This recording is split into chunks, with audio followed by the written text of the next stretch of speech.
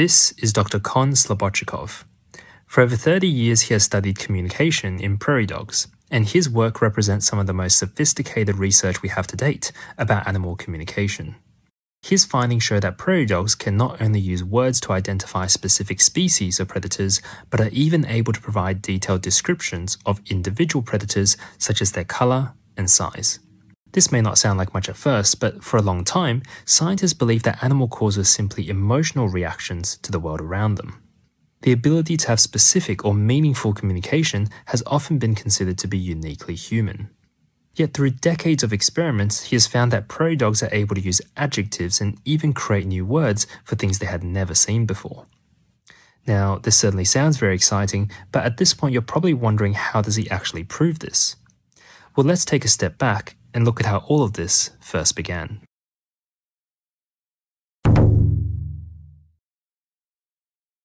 At a young age, Con learned a very important lesson that would come to shape his entire career. Having grown up speaking Russian, when he first moved to the United States, his teachers didn't realize that some children simply didn't grow up speaking English. Instead, they assumed something was wrong when he spoke slowly and sent him to a psychologist, where he was quickly diagnosed with a speech disability. This experience taught him something important very early in life, that even experts can be wrong when they rely too heavily on their assumptions. Years later, that lesson would quietly shape the way he came to look at animals. Because outside of school, Con found he developed a love for the animals around him. As a teenager, he joined an academy where he went on numerous field trips to different habitats across California. For the first time, he was able to spend hours watching animals in the wild to observe their behavior and their interactions. And this fascinated him because all his life he had been told that animals were simple creatures and weren't capable of complex thoughts. Yet what he saw in the field was vastly different. And as he reflected on his own experience in school, he wondered if we might be making a similar mistake when we think about animals. So after receiving his PhD, Con set out to study the social behavior of prairie dogs. But little did he know this would soon lead him down a very different path. So next, let's take a look together at Con's research.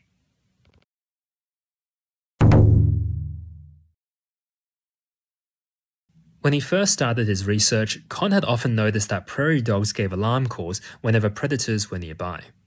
But at the time, like most researchers, he assumed that these calls were fairly simple and was just a general signal that something dangerous was close. But one day he came across a paper which found that ground squirrels in California used different alarm calls for aerial and ground predators. He thought this was pretty interesting and wondered if it could apply to prairie dogs as well. So the next time he was in the fields, he started paying closer attention. And sure enough, whenever a hawk appeared, the prairie dogs made this sound. A short single-note bark. But when there were dogs, coyotes, and other ground predators nearby, they instead made this type of sound.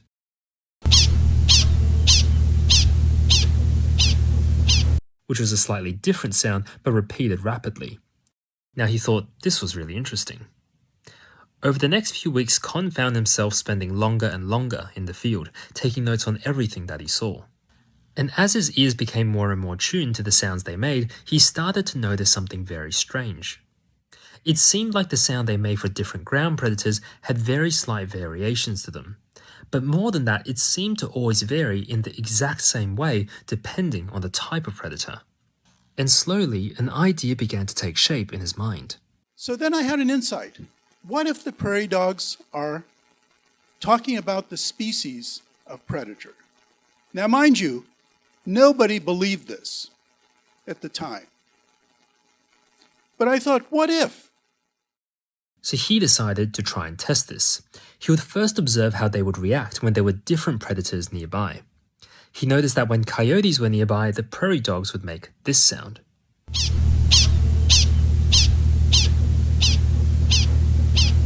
And they would also run to their burrows and stand alert. For domestic dogs, they instead made this sound.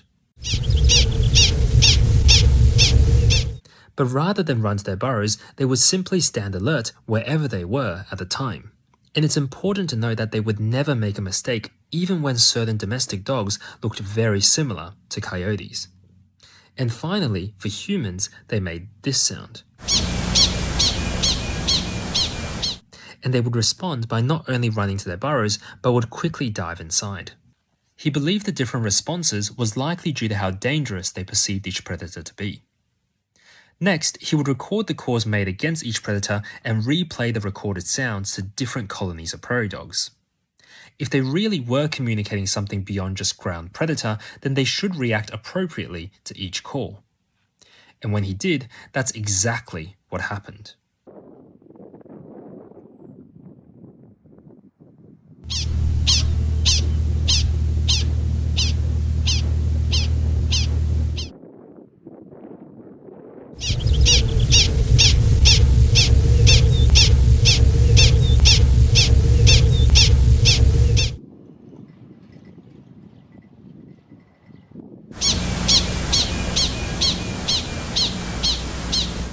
Over hundreds of trials, the prairie dogs always responded in the appropriate way. And with this, he had shown that prairie dogs weren't just making simple alarm calls, but there was specific information being transmitted in these calls. When I started working with prairie dogs, I started exploring this issue and eventually found that in the alarm calls of prairie dogs, they have different alarm calls for different species. They have an alarm call for a human, they have an alarm call for a coyote, another one for a dog, another one for a hawk. We found some other alarm calls for other animals as well. But this begs the question, how do we know that they are actually referring to the species rather than just telling each other to run or hide in a certain way? To answer that, we'll look at a very interesting piece of evidence in the next section.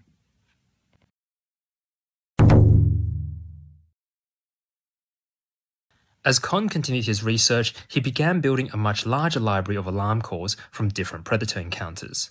But one thing kept bothering him. To human ears, many of these calls sounded incredibly similar, yet the prairie dogs never seemed confused and always seemed to know exactly what kind of predator was nearby.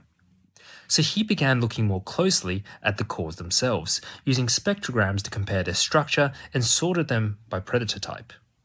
And then he noticed something very interesting.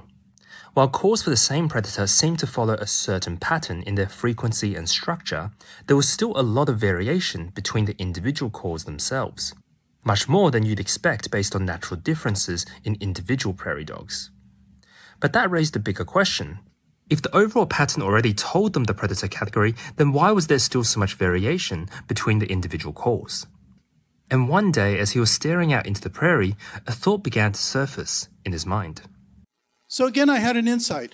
What if they are describing the individual features of predators?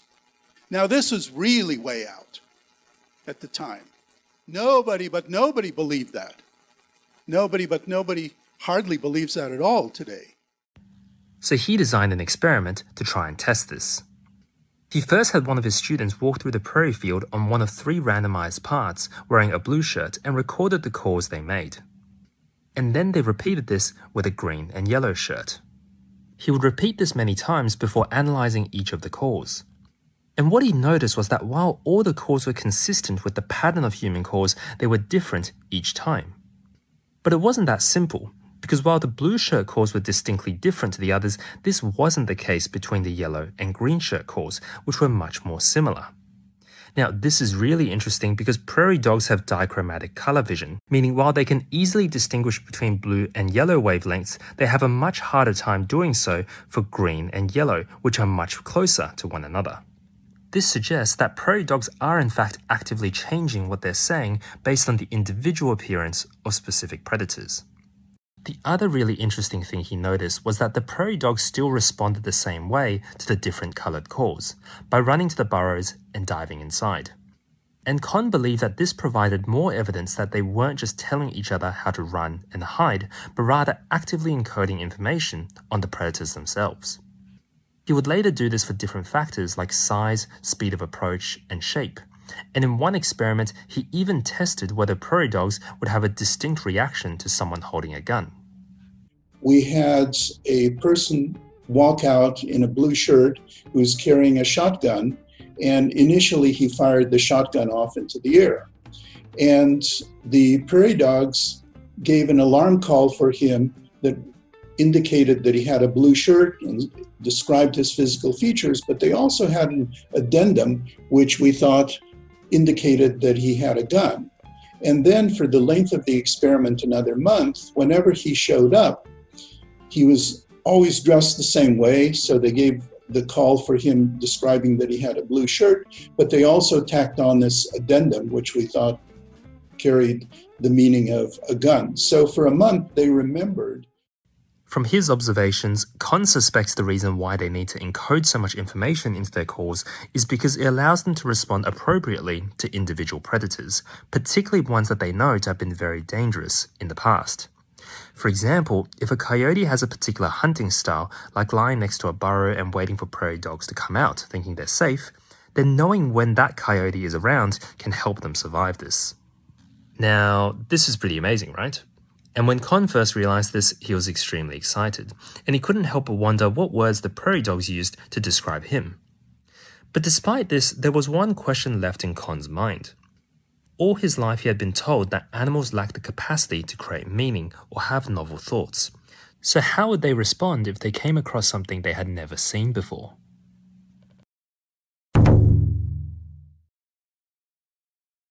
In the months that followed, this question kept coming up in Con's mind. And the more he spoke to colleagues about it, the more impossible it seemed. Different calls and descriptions for predators was one thing, but being able to come up with new words is a different claim entirely. And yet, if their language really was as complex as Con thought it to be, then at some point they would eventually come across things they hadn't seen previously. And so, in spite of all the pushback from his colleagues, he decided to push on. For this experiment, he needed to show the prairie dogs something they had never seen before, something alien in nature. And for that, he chose a triangle. Or more specifically, the silhouette of a triangle, because there was no way the prairie dogs would have ever seen a triangle approaching them in nature. So what he did was he first built observation towers within the colony and set up a pulley system between the towers. He would then attach wires to a large cardboard cutout of a triangle. Then they would essentially have the triangle run across the field while observing how the prairie dogs responded. They also later did this with cutouts of an oval and a rectangle. And it's quite interesting to think about what the prairie dogs were thinking in those moments. But what they found was that the prairie dogs would make a call that was unlike anything they had heard before. It was distinct in its overall acoustic structure, yet surprisingly consistent amongst all prairie dogs that saw the moving shape. This suggests that these calls were not just made from confusion or surprise from one single individual. Instead, it seems their communication is flexible enough to extend to something entirely new. Where we had circles and we had triangles running across the field on a set of wires, and the prairie dogs had distinct calls for the circles and they had distinct calls for the triangles. So these are things that prairie dogs have never seen before, and yet they were able to come up with a novel word for each one of those things, for an oval, for a circle, and for a triangle.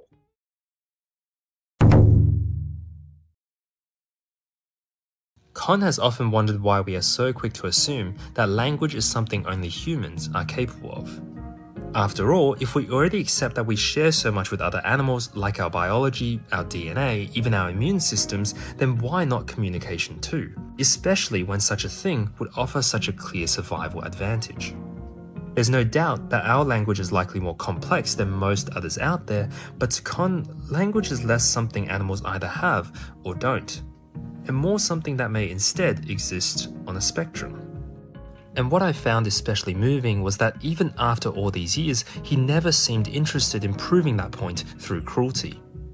Some critics argue that to really test these ideas, prairie dogs should be raised in captivity, isolated, or subjected to more invasive experiments. But Con never agreed with that approach, because for him, these were never just experimental subjects. They were living animals. Even late in his career, what stood out to me was how much his work was driven not just by scientific curiosity, but by genuine care. He spoke about the countless animals that are put down each year for so-called bad behavior and wondered how much of that suffering might come from a much simpler problem, that we still simply don't understand what they are trying to say. He hopes for a future where our research will one day allow us to build tools that could help us translate animal signals in real time and really narrow the gap between their world and ours.